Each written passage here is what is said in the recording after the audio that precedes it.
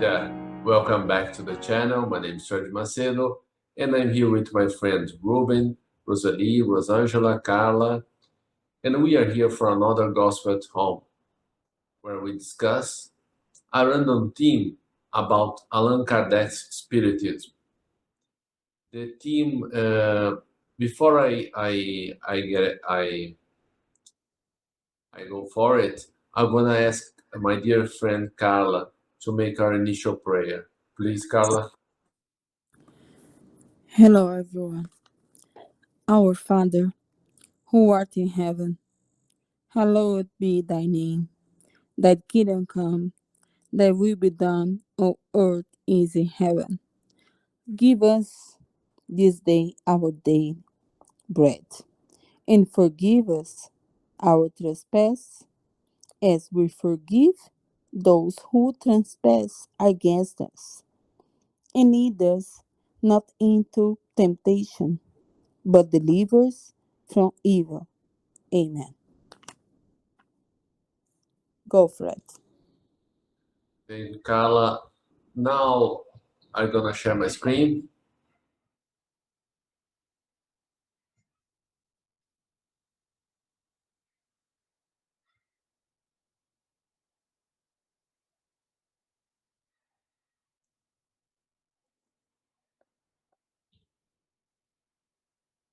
It's from the Gospel according to Spiritism.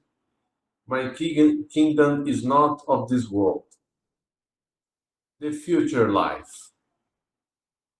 With these words, Jesus clearly refers to the future life, which at every turn he presents as being humankind's destination. Before that, sorry, I must read the introduction.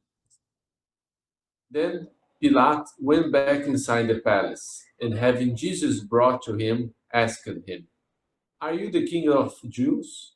Jesus responded to him, "My kingdom is not of this world.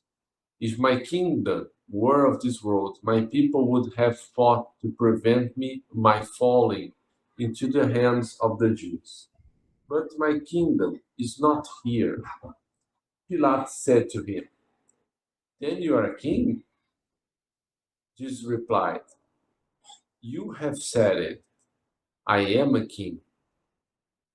I was not born and did not come into this world except to bear witness to the truth. Whoever belongs to the truth hears my voice." The future life. With these words, Jesus clearly refers to the future life, which at every turn he presents as being humankind's destination, and which should be the object of people's main concern while on earth. All of these maxims refer to this great principle. Indeed, without the future life, the greater part of his moral precepts would have no reason for being.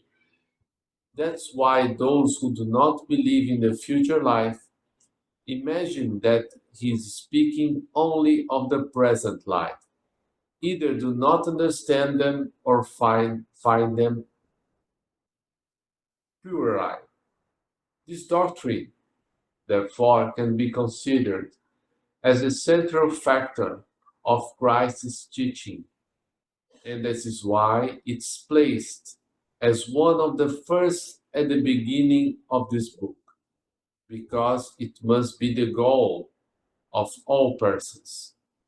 Only this doctrine can justify the anomalies of earthly life and harmonize them with the justice of God. The Jews had only very precise ideas regarding the future life. They believed in angels and regarded them as the privileged beings of creation. But they did not know that human beings could someday become angels and share in their bliss. According to them, observing God's law was rewarded with earthly possessions, the supremacy of their nation, and the victory over their enemies. Public calamities and defeats were punishment for their disobedience. Moses could not have said more than this to an uneducated people comprised mostly of shepherds and who needed to be touched before anything else by the things of this world. After Moses, Jesus came to reveal to them that there is another world where God's justice follows its course. In this world that he promises to those who observe God's commandments, and where the good ones will find their recompense. That would in his kingdom. That world is in his kingdom. It is there that he is to be found in all his glory, and where he will return upon leaving the earth. However, adapting his teaching to the state of humans at the time, Jesus did not believe he should give them complete enlightenment, which would dazzle them without edifying them,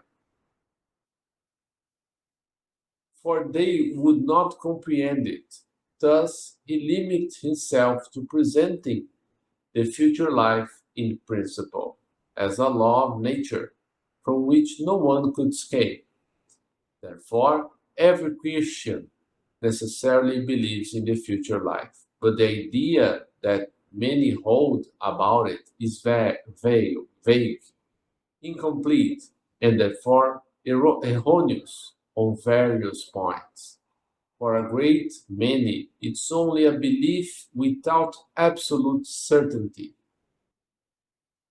hence doubts and even disbelief. Spiritism has come to complete the teaching of Christ on this point, as well as many others, since humans have matured enough to comprehend the truth. With Spiritism, the future life is no longer a simple article of faith, a hypothesis. It's a material reality demonstrated by facts, because eyewitnesses have come to describe this reality in all its face and in all its peripety, in such a way that is not only is doubt no longer possible, but the most commonplace intelligence can depict its true appearance, just as one could depict a country about which one had read a detailed description.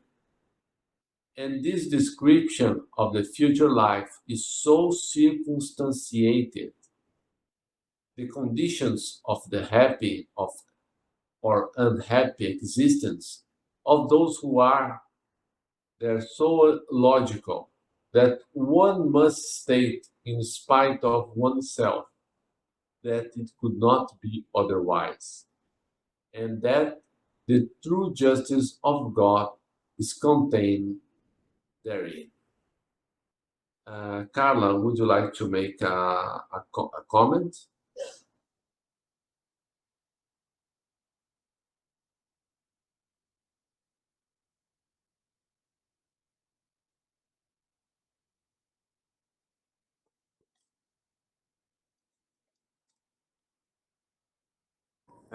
Yes, please. Actually, no. I think you covered everything.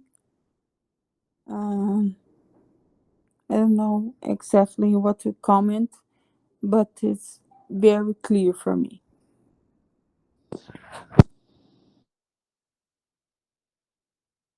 Okay. I remember when I was like 6 or 7 years old, one evening particularly, My father, my mother, and some friends were discussing about what was this material life about? What was the purpose of it? Where we came from?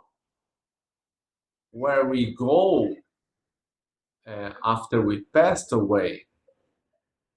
And I was listening to this conversation, and and here the hypothesis they presented, and I remember none of them convinced me. Everything was so not very good. One say that I think we we just we are just erased from life. There's nothing more. Others said, no, we go back to God. But what we do, we play uh, angel instruments and do nothing. And only like 10 or 12 years later, when I was presented with the idea of reincarnation, that it made sense to me that here on earth is not our first ride, that we have been before and will be many more times. And that made sense. And then someone lent me a copy of Chico Xavier book, Nosso Lar, Our Home. And I remember reading this book like non-stop. A lot of things I did not understand as a teenager, but I remember reading about Andrés Luiz's life, and after he passed away, a lot of things that he suffered. Yes, Carla, you want to make a comment?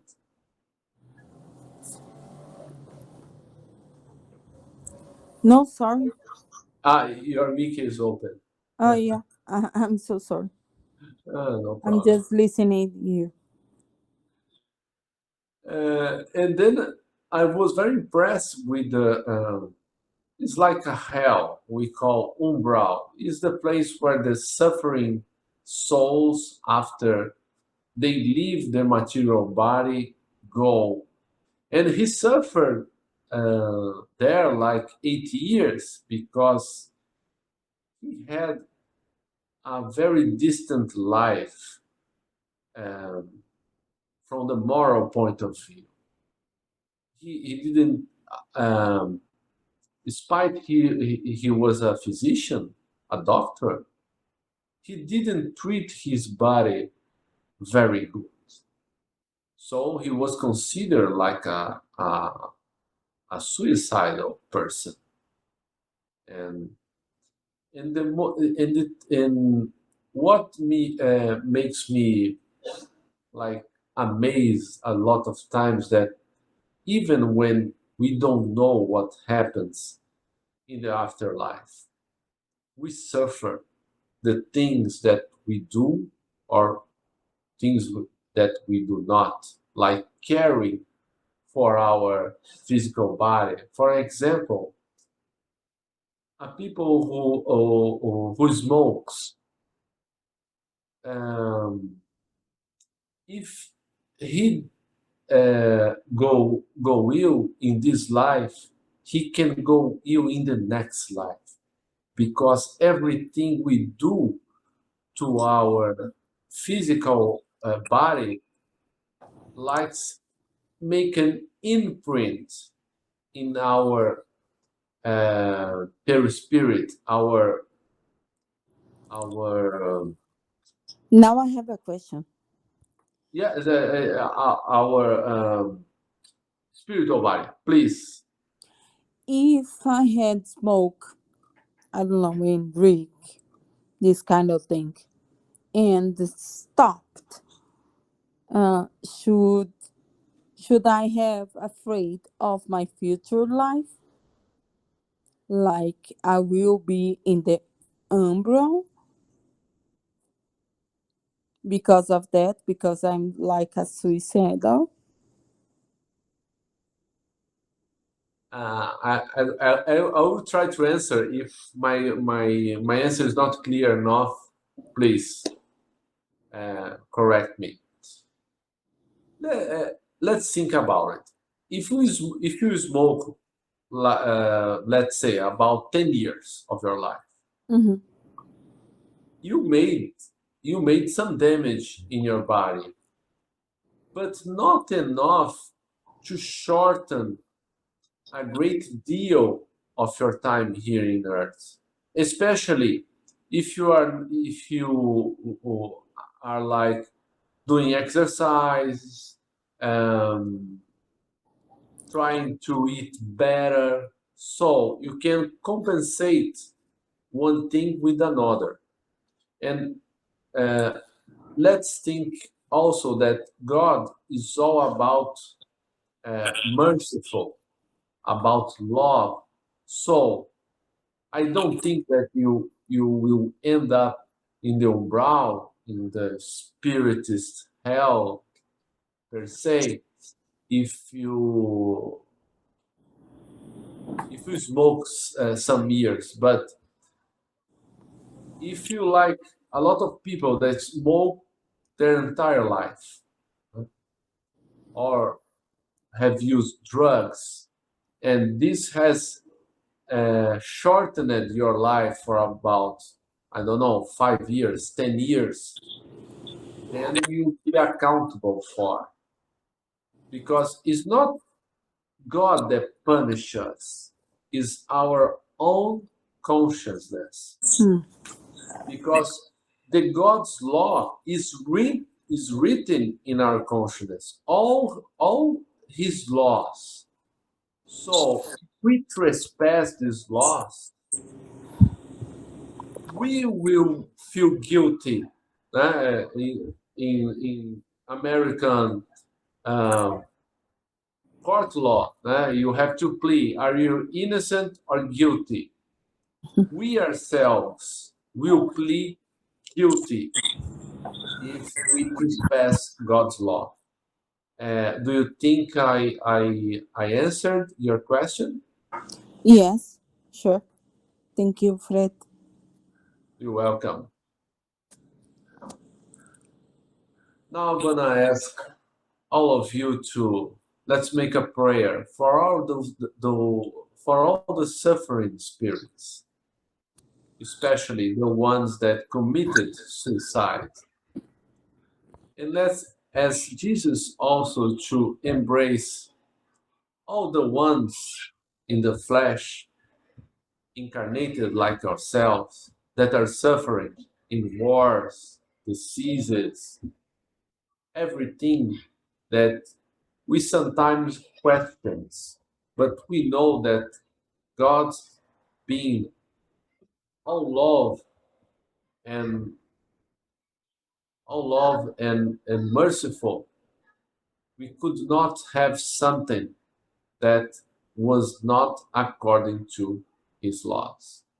And let's ask Jesus to embrace all the ones that suffer. And I'm in here asking my good friend Rosangela to make our final prayer. Please, Rosangela. We thank the good spirits who have come to communicate with us and ask them to help us put into practice the instruction they have given us. We also hope they will ensure that each one of us at the end of the session is fortified in the practice of good and love for our neighbor. We also wish these lessons may be useful for the suffering ignorance or visions spirits who were able to attend this meeting and forum. We implore the mercy of God. God bless you all.